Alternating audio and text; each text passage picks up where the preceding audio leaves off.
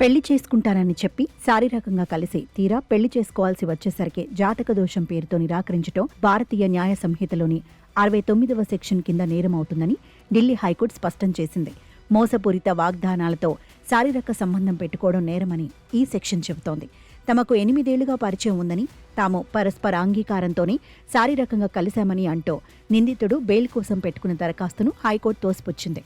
బాధితురాలు గత నవంబర్లోనే కేసు పెట్టినా నిందితుడు అతడి కుటుంబం పెళ్లికి ఒప్పుకోకపోవడంతో తన ఫిర్యాదును ఉపసంహరించుకున్నారు.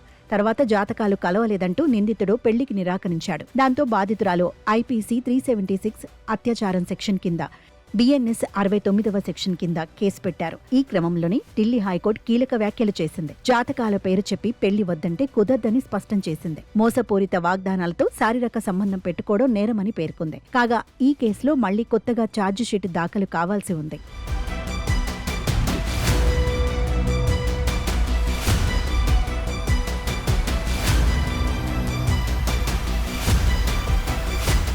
మరోవైపు మహిళలపై, ముఖ్యంగా బాలికలపై వివక్ష ఇప్పటికీ దేశవ్యాప్తంగా నెలకొందని, ఆగని భ్రూణ హత్యలు ఈ సామాజిక దురంతానికి నిదర్శనమని దేశ సర్వోన్నత న్యాయస్థానం పేర్కొంది. 1994 నాటి లింగ నిర్ధారణ నిరోధక చట్టం కింద గురుగ్రామ్కు చెందిన ఒక రేడియాలజిస్టుకు వ్యతిరేకంగా కేసును కొట్టివేసేందుకు నిరాకరిస్తూ జస్టిస్ మనోజ్ మిశ్రా, జస్టిస్ ఉజ్జల్ భుయాన్లతో కూడిన ధర్మాసనం ఈ వ్యాఖ్యలు చేసింది.